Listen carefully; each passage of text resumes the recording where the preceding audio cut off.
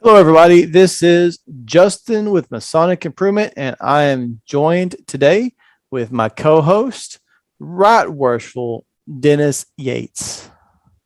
Hello, everybody. Glad to see you. Glad you made it today and you're listening and watching and all those kind of things. We have a special guest that's going to talk to us about guarding the West Gate. And this man really needs no introduction, but I've always wanted to do this. So I think I'm going to do this. So, okay, give me just 1 second. Let me mark this so I'm ready to edit it later. No, don't you even. Children fear him. Men love him. Ladies see him creeping in the bushes. It's the one. It's the only. The Yeti. On everyone. Hello, Steve. Wasn't that awesome? Thank you. It was definitely something. Definitely something, Dennis. I like to see Justin's expression more than anything. Yeah. But it's one of those awesome names that you get in life where you just, every time I hear it, I think, man, that would sound good if he was on like a wrestling stage or something. We are so glad to have you, Yeti. Thank you for coming on our show today. Thanks so much. Yes, I've also been looking forward to this. I really want to hear your spin on quality control, basically, and how you approach it at your lodge.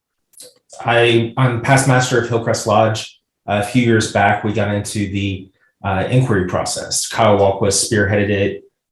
The other masters and members of the lodge went into developing a process that would actually work for the entire inquiry process, from the moment that the person puts their feelers out that they're interested in joining, all the way through initiating them and following through all the way through them becoming masters.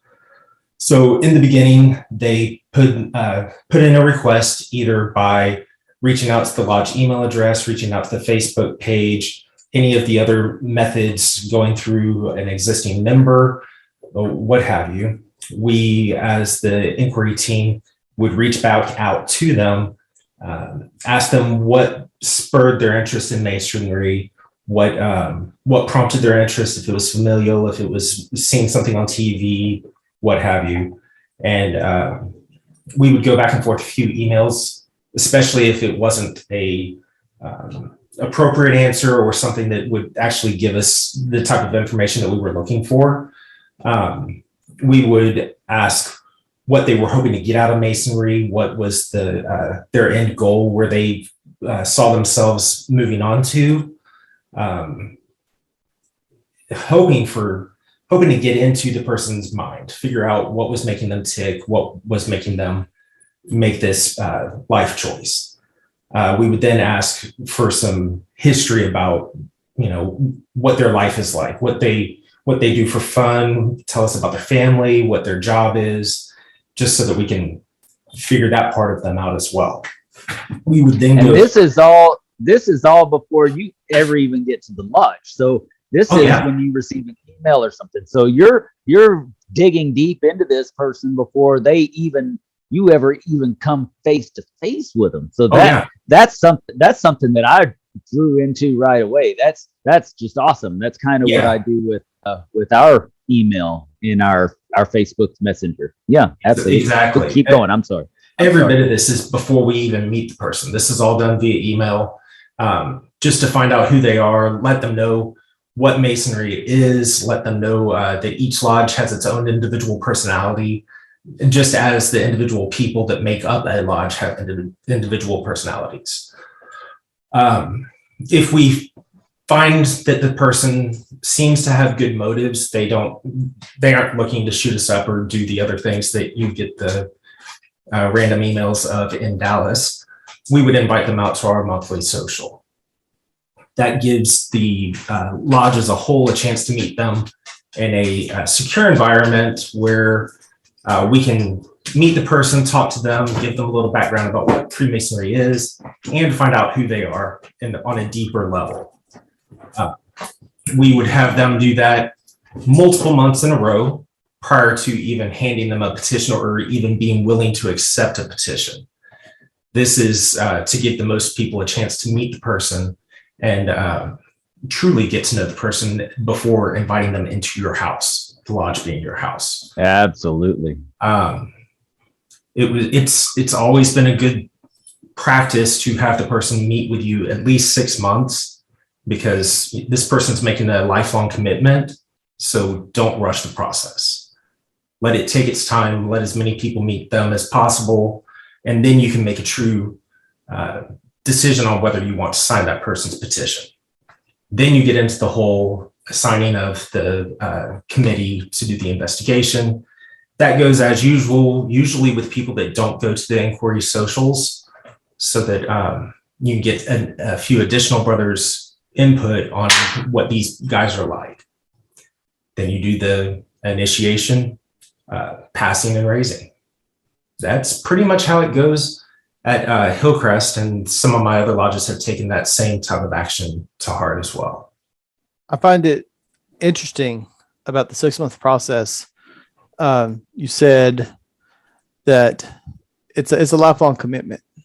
It is. And really, there's a lot of people that say 6 months is probably too long. I know there's some lodges that They're lost. yeah. There's lots of people that say that. And there's some lodges that kind of do like a tempered approach where it's when everyone is in agreement, they don't set a date. But in lieu of the fact that it is a lifelong commitment, really 6 months isn't a big deal. No, not at all. Because that's a good way to.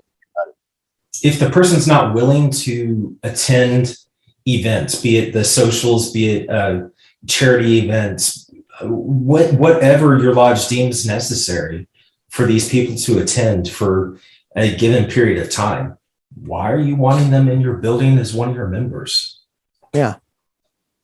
If they're not willing to do that and they're wanting to join your organization, what kind of member are they going to be? Yeah, absolutely. And now I was thinking two things while you were talking, and I absolutely love your process. In fact, I love it so much that, I've already talked to Kyle. My youngest son is interested in joining now. And of course, I want him to join Hillcrest. So, and I plan on being there when he does. But I'm going to let his approach be just like anyone else, because I want him to go through that experience. I want you to go through that experience with him. And really, because I think especially with people that have family that are going in, sometimes there's kind of like maybe a passing of the torch feeling, or rite of passage, like, this is just part of the thing, or this is part of the show, or what I'm talking about, like this is my right to do this. When it's family, unfortunately, the investigation process is often more of a formality. Right. Because you don't want to upset an existing member by saying, well, your son does drugs and things like that, so he can't be a Freemason. So we already know mine does. What's the phrase? They are a Lewis if they are a family of a Mason. Yeah, exactly. So we turned a But blind eye. like I said, I already know mine does, so that's okay. No, just as long as kidding.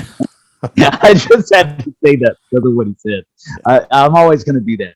But now, okay, so that was one thought that's very cool, because even with somebody who's been in it a while, that's introducing their family member to it, I think it's good that they go through that process and they find a lodge that's going to fit them. I kind of decided for my son that Hillcrest would be the best lodge for him, because I know his personality. I really do. I mean, God bless you. You're going to have fun with him. But, he does have some of his mom in him, so he'll be okay. But I, at the same time, I want him to have his own experience, and I want it to go, the way that y'all are doing. That's the whole reason. The second thought I was having, though, is that before everybody turns off their program saying, oh, that's just you can't wait 6 months, blah, blah, blah, blah. We're going to lose them. Well, That's I a lot of wanted the to- thought. And I think before I even started, I wanted to start with a disclaimer saying this is what works at Hillcrest, and our lodges that I've done have taken it on. It is not a one size fits all scheme that will work for everybody. Absolutely. Yes, but I love the process. I personally believe in it. I think that y'all are doing a great thing, as is 148, and that's the way Freemasonry ought to be introduced to these young members. The only other thing I was going to say really is that the dynamics are different with lodges, like you just stated, and so it's not a one size fits all. And like in my town, we have 1,900 people. We all pretty much know each other. And, we're friends with the county sheriff. We're friends with the county judge. We're friends with, we know everybody that can put you there and keep you there. And so it's really not that much to figure somebody out in Goliad. But, talk about making it a special process. I mean, just taking that time is making it a special process. You said something, Stephen, and it was your disclaimer, and you said it's not one size fits all. It is not. And there's lots of things in the fraternity that I think are not one size fits all. But I remember. What, the Alamo? Yeah. My turn. It's my turn. Go ahead. Write it down. Get a notepad. But I can't help but wonder if this is something that is probably one size fits all. And even if you're in a small town, like everybody knows everybody, the time commitment, it still makes the process. The process is cool. That when you put in 6 months and you finally get that petition, regardless if you knew everybody from the time you walked in the door, it still makes it more special. You still worked for it. You still had to put in some commitment. You might know the people. The first time I gave this discussion was at Salado Lodge, and they brought up that they're a small town. They know everybody. Yes, you might know everybody. Everybody might know you, but they don't know Masonry. They don't know how Masonic lodges work. They don't know the time commitments that we have.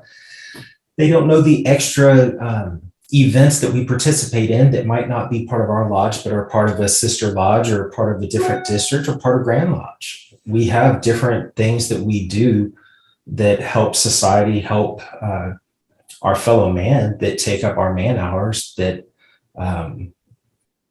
are something that could be done by this individual that they just don't know that they're going to be doing. They don't know that that's going to be the time commitment they're going to have. And just because you know somebody doesn't mean that they don't have a parent or an aunt or an uncle that lives out of town. But as soon as they find out that they joined the fraternity, they have all these misconceptions that they try to impose on this person, and it may turn them away. I mean, the entire rest of their family may be of the predisposition where they don't like Freemasonry. And you had no way of knowing that until you started the process. Dennis, I know you had a point. I figured it out. As soon as I finish talking, I will let you make the point. The one thing that could really do is eliminate one of the biggest things that you and I talk about, Justin, and that is the bait and switch. If they spend the time with the lodge, they're a lot less likely to be disappointed at the end of the day, at the end of the degree, than someone who came right into it, got signed, did the slam bam, thank you ma'am, go through the door kind of thing. That they're going to spend that time with you. They're going to know the lodge, and then when they are done, they'll be a part of that lodge instead of thinking that you're getting into this secret society, this mystic fraternity, and then the lodge not that particular lodge not giving it. I wouldn't say that Hillcrest doesn't give that, but that particular lodge, let's say they don't, they're not as exciting or outwardly expressive in their views and beliefs, and so they get in, and then you lose them. You just lose them because that's something that we came across, that when we started going through this process that allowed us to get to know them, let them get to know us. We stopped having people walk away after their entered apprentice degrees. They went all the way through their master's degrees and became active members of the lodge, where they jumped into the officer line. They became fully functional members of our fraternity instead of just sitting on the sidelines or fading into nothingness. Yes. People think about Hillcrest for more than just one person. That's for sure. Yeah. And I'm glad that Goliad is the same way, that there's several people in Goliad that are active like that, to where, we have the same type of thing, except a country way. Let me ask, and guess to Mr. Fine. I mean, I don't expect you to have numbers just off the top of your head, but how many people have you turned away since you started this process? Turned away like blackballed, or turned away as in convincing them to either go elsewhere or that it wasn't a right fit?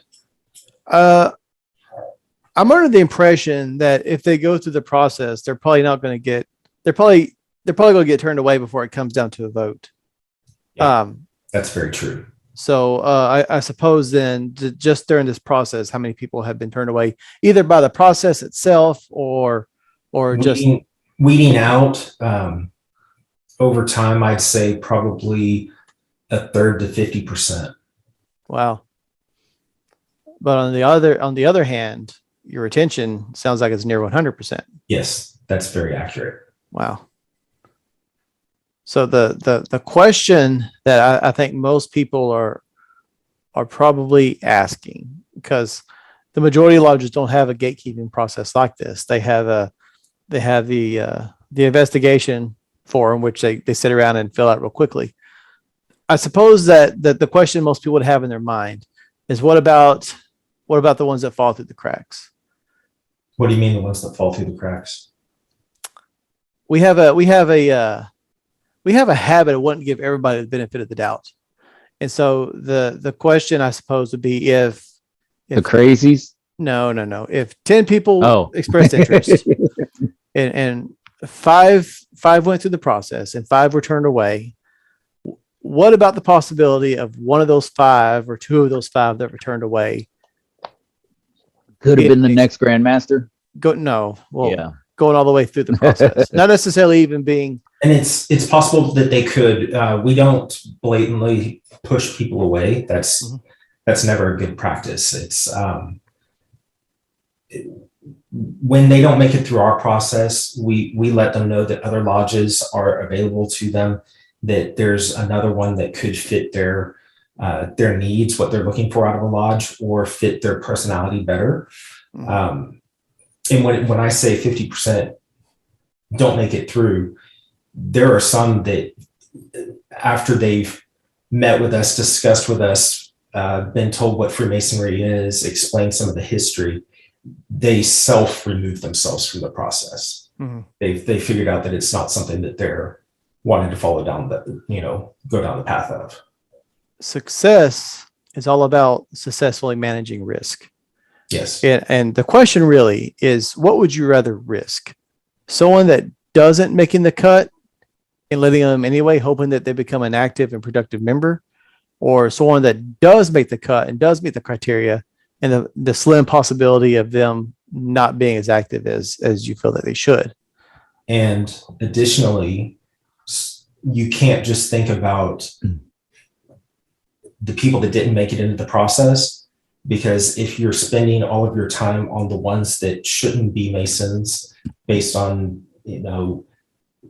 being a felon or being whatever criteria it is that you use to remove them from the process. If you're trying to push them through and make them Masons, think about the amount of hours that it takes to get them through their degrees. Yeah. the practice for the degrees, the practicing of the catechism with them after the degrees. It's a pretty intense process with a whole lot of man hours. Mhm. You want to spend that on somebody that's not going to put in the time, the effort. Yeah. Just a thought. As you're talking, I was thinking, I was comparing it in my mind, like say like you have like a prestigious university with a highly regarded doctorate program. Everyone's not going to get in that applies. It's very prestigious. It's going to be very selective. Yeah. You can always say, well, what about that one guy one guy or girl or man or woman that applies and doesn't get it? They could have been the next, like the next breakthrough research doctor or something like that. They could have been the next highly regarded brain surgeon or something. And it's always a possibility, but I think it comes down to knowing your worth. And they could be the next Charles Manson. The next Jekyll and Hyde. They could, yeah. And so it's you can't stake the future of your organization on what ifs. Mhm. What if they're a super mason, or what if they're the next grand master or something? You have to create your criteria, and you have to be willing to stick with it. That's true. Like my dad told me when I was a kid, if frogs had wings, they wouldn't bump their butts when they hopped. Yep. What if? I just had to throw that in there. You know, it's I got to keep it fun every once in a while. But I'd like to talk seriously though about one of the processes that I truly admire, and I think that's why Goliad is as successful as it is in its retention. I was talking to a member. It was 2 days ago, and we were talking about the retention of all the lodges.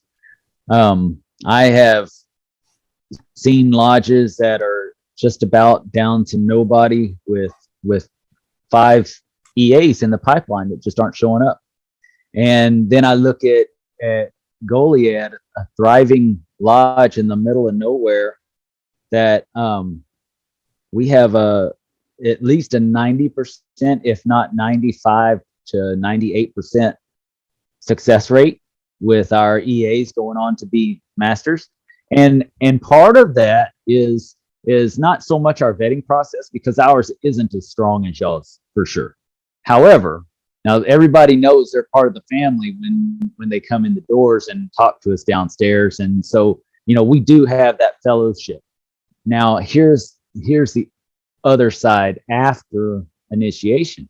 So, you know, you're talking about what your expectations are after initiation.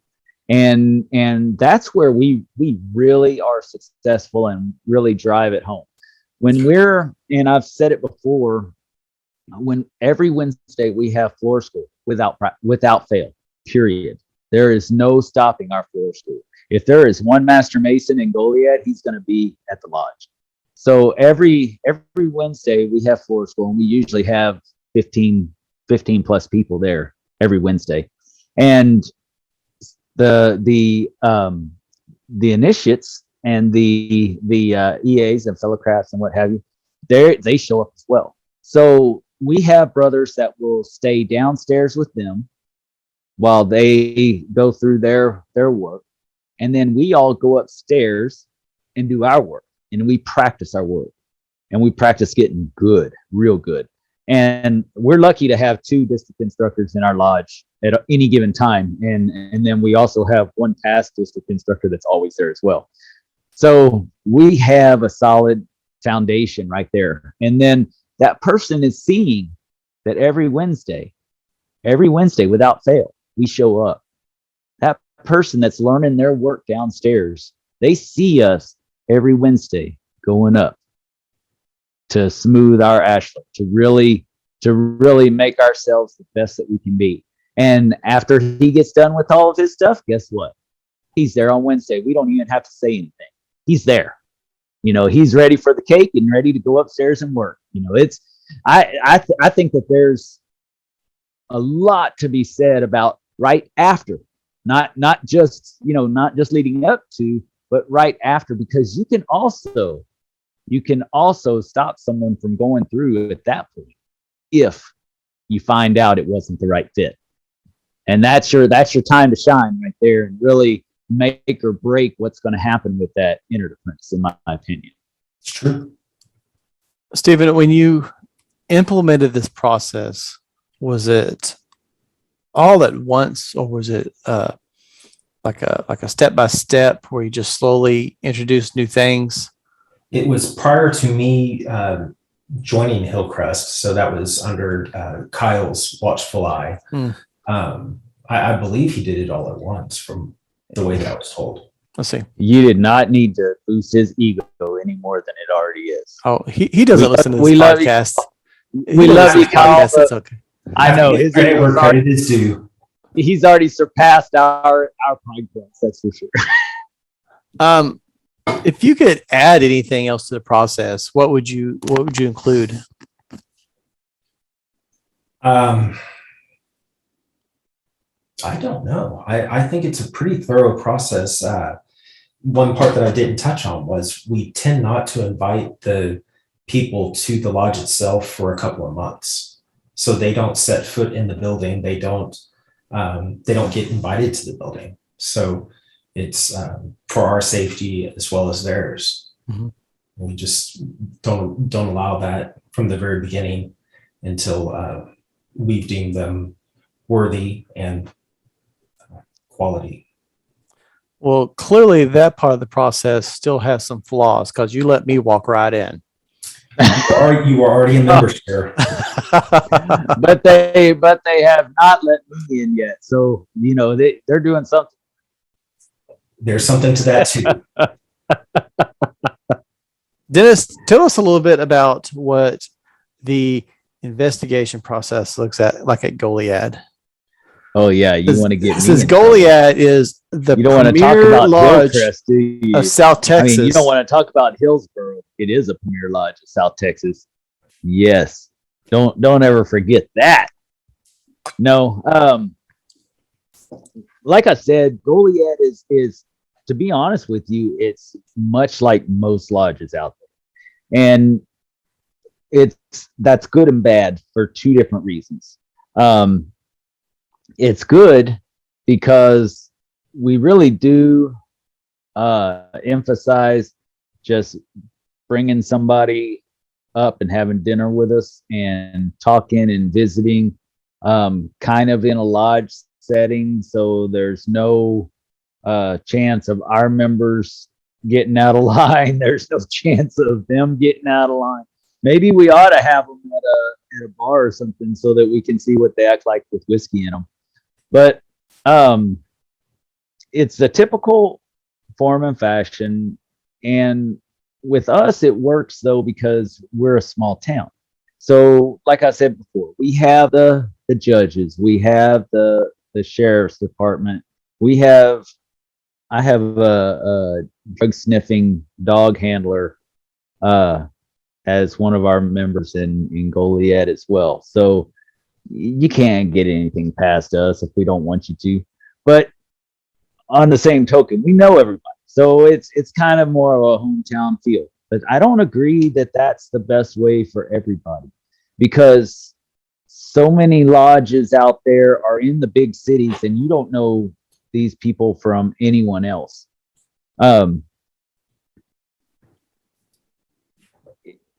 Just because somebody knows how to talk on social media or knows how to present themselves politely over email or even to your face doesn't mean that somebody is right for the lodge. And you just don't know the true dynamics of that person's personality by just a little bit of conversation. So it does take us 2 or 3 months to get to know somebody before we let them, before we give them a petition or what have you. But at the same time, we've probably made up our mind by the second month just by hanging out with them. Country folk are pretty good about getting right to nuts and bolts of a conversation and knowing something about somebody. You know, they're a pretty good judge of character, believe it or not. I mean, for people that deal with cows and horses all the time, they really know how to deal with people. I'm just kidding. But seriously though, I mean, that's the reality, is that they're pretty good at doing that, coupled with the fact that we do know all these other people. It does make our job a lot easier. Whereas it probably would not work in Austin or El Paso or Town. It probably wouldn't work as well because you just don't. He's buffering. Dennis, I think your internet's petering out on you. About that person. Yeah, he should have sprung for fiber. You need more fiber, Dennis. I know. I need fiber to begin with. Get guys. you some mini wheats. Yeah. Yeah, I didn't catch that. I had oatmeal this morning, guys. Okay. I didn't catch that last part. I did have a few things I wanted to. This is just me thinking out loud, but I think we make But excuses. wait, before you say that, here's what we don't let that guy see. We don't let that guy see the person in our lodge that says, "Oh, you can find all that stuff on the internet. There's no secrets in Freemasonry." We don't let him see that guy. Does he That sound like guy's that at also? home. He does. Wow, He does. spot on. Yes, spot on. That's why they keep me at home whenever they. No, just kidding. Go ahead. I want to say, and let me just start off. I'll say that as much as I talk about guarding the West Gate, my lodge is very similar to many lodges, and that's because I'm just one person. It's just one person. You have to have that buy-in. So I'm in the same boat as the majority of lodges out there, and so I'm fighting the same battles as many of you are, trying to create this self-improvement in my own lodge. What's the saying? You can't be a hero in your hometown. It's very much the same thing. Very much the same thing. Believe me, I know that. Yeah, but I preface all that because we often say, "Well, we're a small town. Well, we're a small town. We can't necessarily do that, or it has to be different because we're a small town."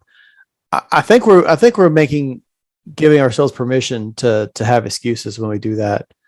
Permission to whip a petition. Yes. Ooh. Yes. You know, and I To get do on a t-shirt. I'm taking it. and my small town experience may be different than yours because I don't live far off 35. We get a lot of new people moving in and leaving on a regular basis. But I to say that we're a good judge of character because we know a lot of people and because we're a small town, I'd have to disagree because I see a lot of lodges that are bringing people in as fast as they can, and they're keeping maybe 10%, 5% of them actually going through and sticking with everything.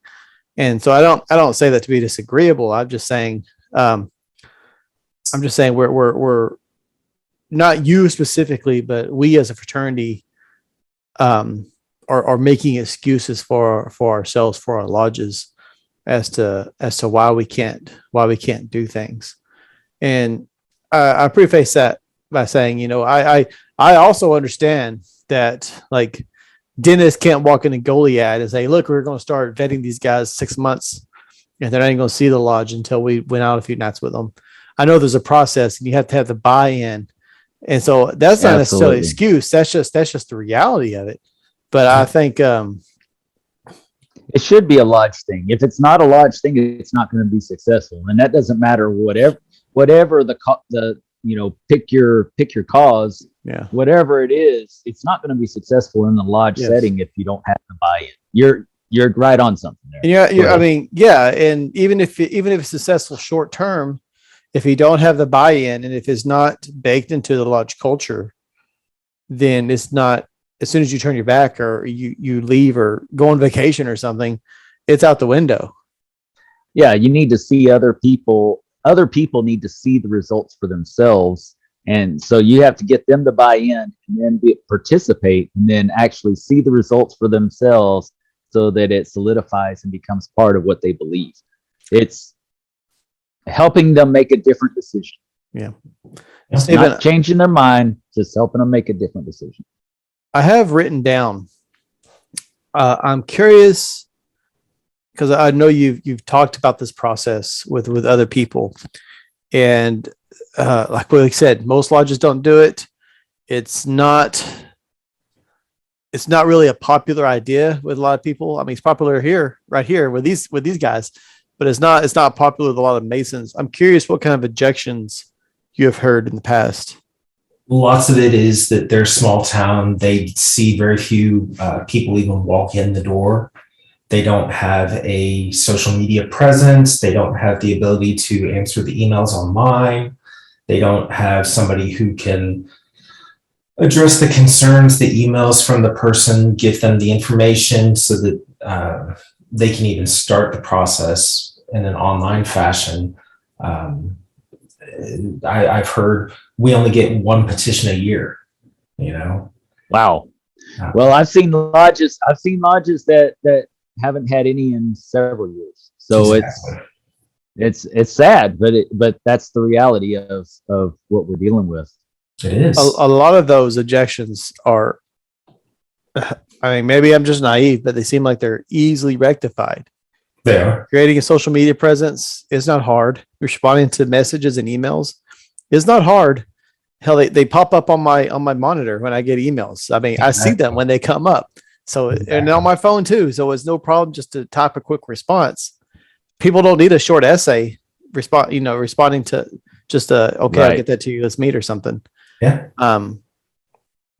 Wow. Yeah. I'm actually that's why I'm creating a presentation for developing a web marketing presence for the lodge, that's cheap and easy. So it takes out the two biggest factors. It's going to cost too much. Oh, it's too hard. Cheap and easy. And if you run this whole process like a sales generation process, your inquirer is effectively a sales lead. Mm-hmm. And you're working them through the completed sale. So the completed sale would be their first degree. Yeah. Right.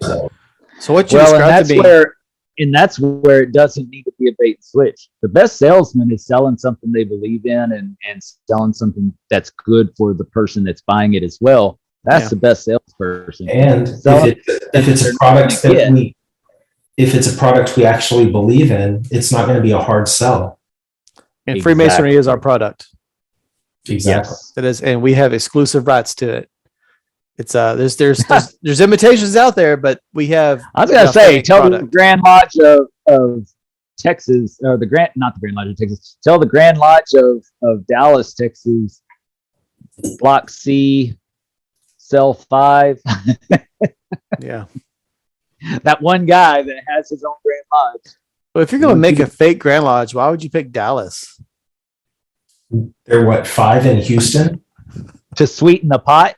Yeah, there's 5 in Houston. Yeah. Yes. But those objections, they're branching out. Those objections are kind of surprising to me.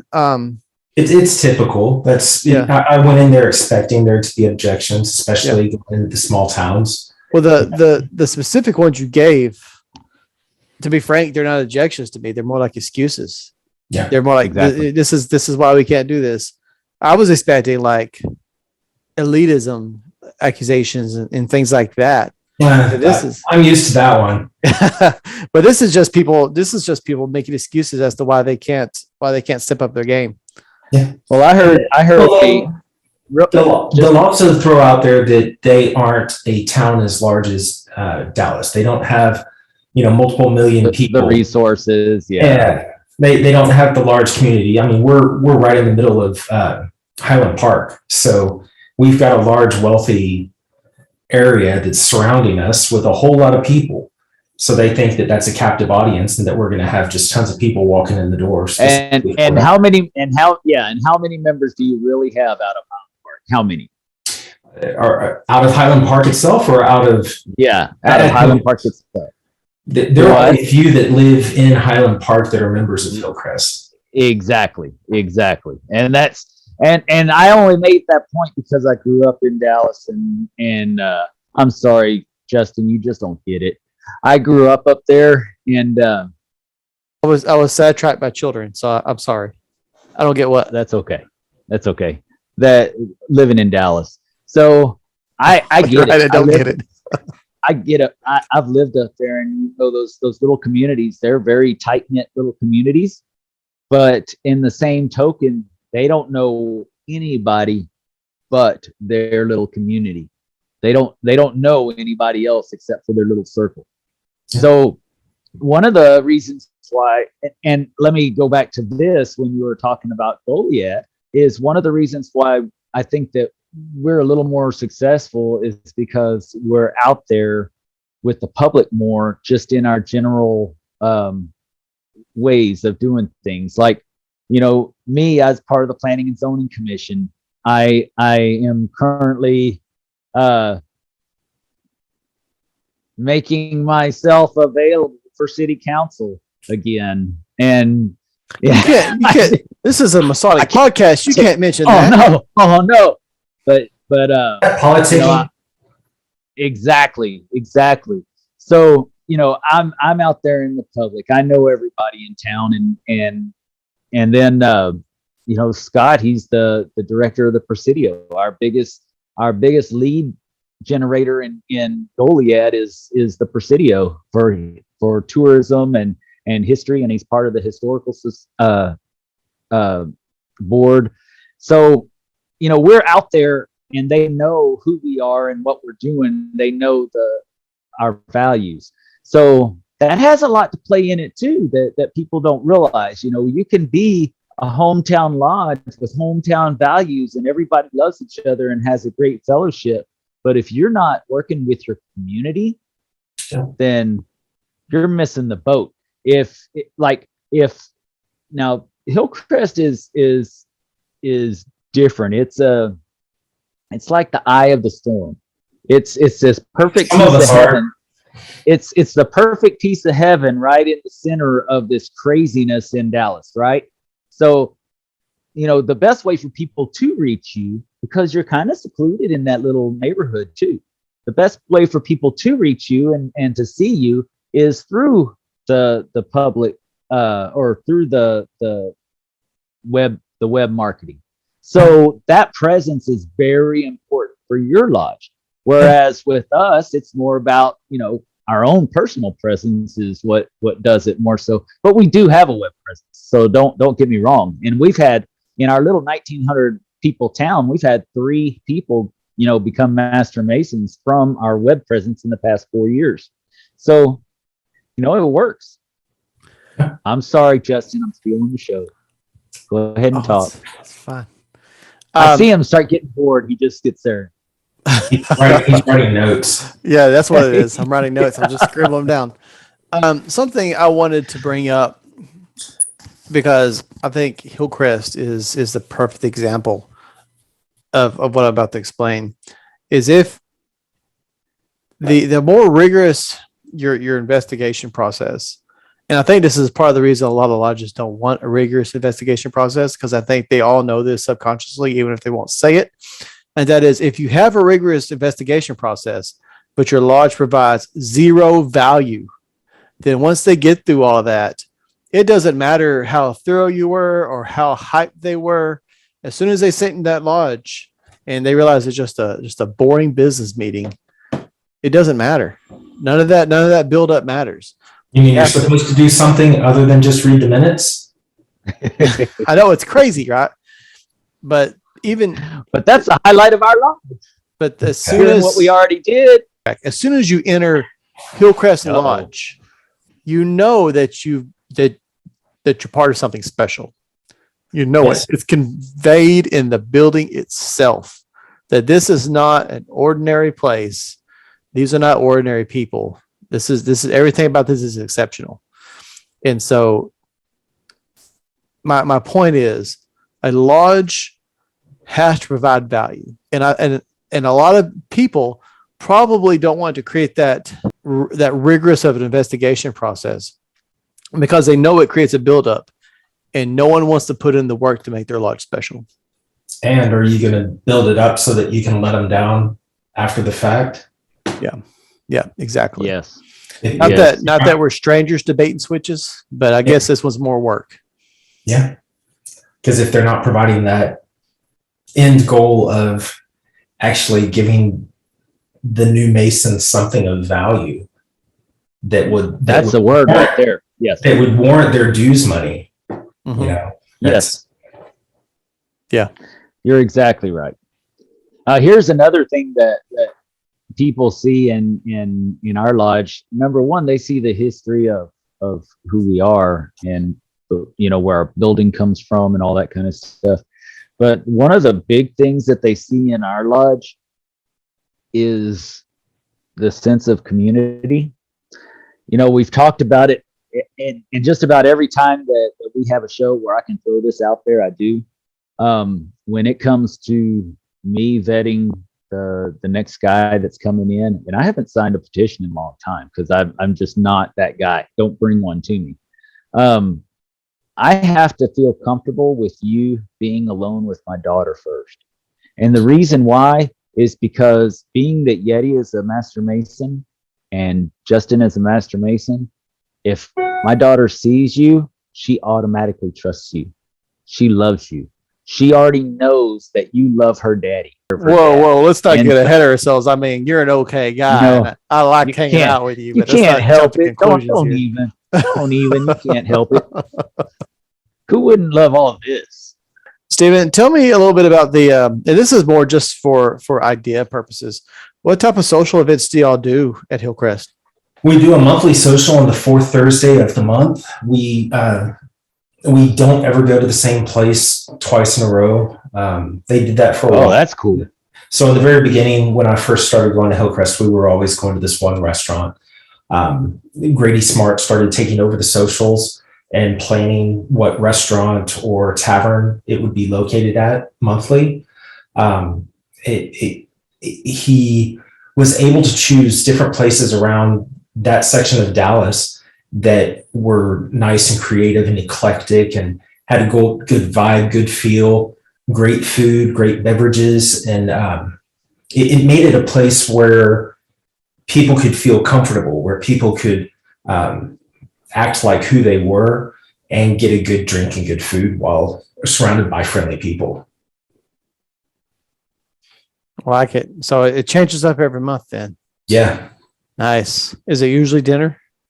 Yes. Usually dinner and a beverage. Nice. I like that. Yeah. What kind of questions have you gotten by potential petitioners?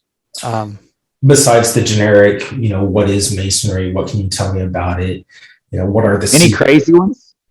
We usually try to weed those out. We going through the back and forth in the emails, you can generally get a feel of who's going to be the crazy one, and you file 13 those. You'll occasionally get some weird ones, some odd questions, some people that sounded normal in email and then come across as conspiracy theorists once they start talking to you in person. Mm-hmm. Trying to get into they'll start asking like cult questions or Illuminati questions, or trying to tie us together, or just go down weird rabbit holes that oftentimes are uncomfortable. So mm-hmm. you get that feel, and those are the people that you try to not invite to the next one. They can't hide their weird for very long. They cannot. Yes, and that's the good thing about the 6 months is that really, somebody can act appropriate a couple of times, 2, maybe 3 times, but ultimately it's going to come out. Yeah. You're going to see that other side. You talk to them enough, and their weird comes out. Yes. When Justin sees that regularly now. He regrets me being on the show all the time. Yeah, he kept us that together for a few episodes, and now it's just damage control. It's a free for all with the hearts. You can bet your life. He let the chaos out. Yeah. Stakes are high, and so am I. Yeah. Okay, that's enough for the music segment. I agree. Well, see, Justin's not old enough to know where that comes from. You and I know where that comes from, don't you? I didn't hear what you were doing. Like it was. Yeah, I didn't hear what song it was. Oh, I was singing "Free for All" from Ted Nugent. He wasn't ever one of mine. I remember him in. Oh my! What's a Ted Nugent? No. Yeah, You know what? He's a damn Yankee. He's a great American hero. Yeah. He was a redneck with an electric guitar, is what he was. That's for sure. Go ahead. I'm sorry. I lost my train of thought now. We I started ruined talking about. I ruined the whole show. I thought you were speaking in tongues for a second or something. I was worried about you because you're making all these strange sounds. So what I'd like to do is I'll open the floor to Steven if you just have any like closing remarks, and Dennis will probably take up the remaining 5, 6, 7 minutes, and then I'll try to squeeze something insightful in 30 seconds, and that should be it. I don't have any particular closing remarks. You know, I'm not a talker. I'm shy inside. So yeah, that's about it. Okay, So Dennis. then I'll take the next 8 minutes. Yeti, we're so happy that you came on the show. We really are, and Thanks for having me. I'm so glad that you guys are doing what you're doing, and like I said, I truly want my son to go through that experience. I want both of my boys to go through that experience, but only one is showing interest right now. In fact, I showed in a different episode, I've got 2 bottles of whiskey, of the Grandmaster's whiskey, one for the years of each one of their birth. And so one will get one and one will get the other whenever they become masters. So it's that's how important it is to me. And I want them to be, if they make it through your process, I want them to go through it. So we'll see what happens. Hopefully I'll be over there when it's time. Yeah. So one of the takeaways that I take from this, and I would be a real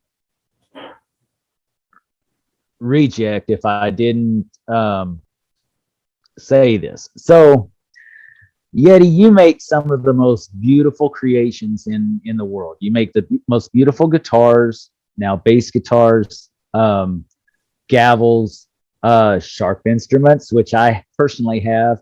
Justin, do you have any Yeti products? I do. My lodge does. They are a new candidate. They are on so far back order that he hasn't even heard of it yet, but they are on back order. So here's my analogy. I picture your vetting process and your process of making a new Mason very similar to your creation of one of your gavels. You pick the best products. You pick the precise wood that you want, the just the right amount of epoxy that you want with the right shades of color that you want to add to it. And then you put it all together, you shape it all together, and then you start milling it on the lathe. And you form it into this beautiful creation. And once it's finished, it's something that everybody adores and everybody loves. Well, I think that y'all are doing the exact same thing with your candidates. You're nurturing the process and creating the candidate that we all want to see, the Mason that we all want to see and get to know. And I think you're doing an excellent job with that. And it would be pathetic on my part not to throw that analogy in there, because you do make such a great product, and it's Yeti Creations, if any of y'all know. And then as well, y'all are making such great products with your lodge. You really are. I am so proud of what you're doing. Don't tell Kyle that. I don't want his head to get any bigger. You take it right. Thank you. Even though when I appreciate it. The lodge started it. We honed it and massaged it to make it what it is. And we've lucked out having lots of really, really good candidates with a lot of brothers to help foster those relationships. So and Justin and I are coming up there before long. I'm going to be up there in April for some Grandmasters conferences and things of that nature. And so we're going to want to come up there and see you guys and talk to y'all. And we're thinking about interviewing Kyle. If he listens to this, then it's time for you to text us and let us know that you're actually interested in our podcast. And He doesn't we'll listen. let you on. He doesn't listen. He doesn't listen. Then we'll let you on. Yeah. We'll let you on the show. So if you listen and you need to text and say, "Oh, I heard you say that" at the end, and then I'll let you on the show. So if he passed the test, He'll listen to see if I actually gave him any shout outs during it. I know, right? Yeah. That's so fun. Yeah. But so guys, brothers, non-brothers especially, as Justin and I always say, we know brothers all over the world, and especially our little world of Texas. And we know the most beautiful lodges. We know the most historic lodges. We know the most traditional lodges. We know brothers around this state that can help you if you're not getting the Freemasonry that you were looking for when you got in, and you're wondering, well, this can't be it. I don't want to leave Freemasonry, but I don't know what to do. We do. So just message us. We'll help you get in touch with these guys or other guys, just depending on your interest. It'll be a conversation. So just let us know. We're here for you. We're trying to build a better brotherhood, and as well with anyone that's interested in joining the fraternity. We're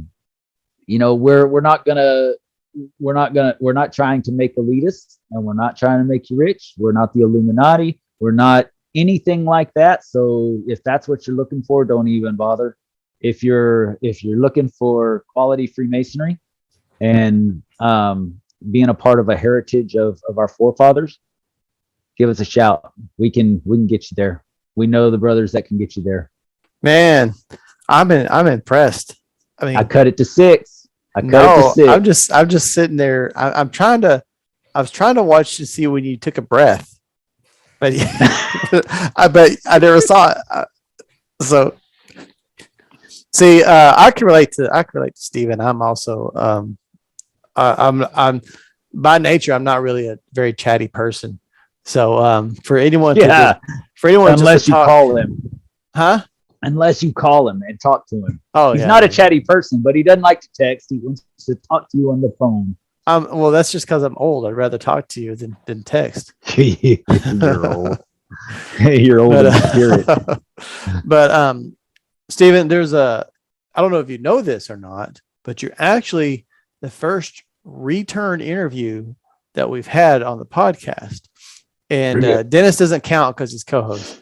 And so, but there's a reason for that. I have a huge amount of respect for you and the your outlook on the fraternity, and as well as respect for Hillcrest and the amount of work that was put into the lodge and really pioneering some of these new ideas, such as which really aren't even new, actually just bringing them back into common practice or trying to. So I really appreciate you coming onto the show and giving of your time. I definitely appreciate those memes you share on Facebook. I don't always give you the smiley face it deserves, but they always hit me right here, man. They're always on point. There are enough people that go on right by because they're not for everyone. Yeah. Well, I'm afraid if I like some of them, I'll probably go to hell. So, but I see them and I laugh. I'm driving the bus. In all seriousness, I appreciate everything you do, and I will get one of those pins one day, maybe even one of those malls. So that's on the to do. So. I wish more people would actually say it that way, getting malls instead of saying gavels. Mm-hmm. I'm sorry. I'm too redneck. I apologize. But no. Malls are the way to go. We're not judges. We're Masons. Let's use a mall. Yes. That's my and I like the traditional mall style also, and not the gavel. I agree. At least That's my for the preference. east. I'm At least gonna- for the east, yeah. I'm going to request a black and red one and call Totally it the doable. Darth Maul. Darth Maul. Ooh. Could use some ebony for the handle. Yeah, there you go. You know- See? You guys, Put a little that's horn, funny. put a few horns around the top. Yeah, there we go. Yep. All right. Well, thank you again, Stephen. This has been Always. an excellent interview. And Dennis, I suppose you did okay too. So thank you for taking time out of your day. Always. Yes, sir. Yes, sir. And Stephen, I look forward to sitting in the lodge with you again sometime soon. Yes, sir. Let's do it. Yes, sir. All right. Well, y'all have a great day, and I'll see everybody in the next episode.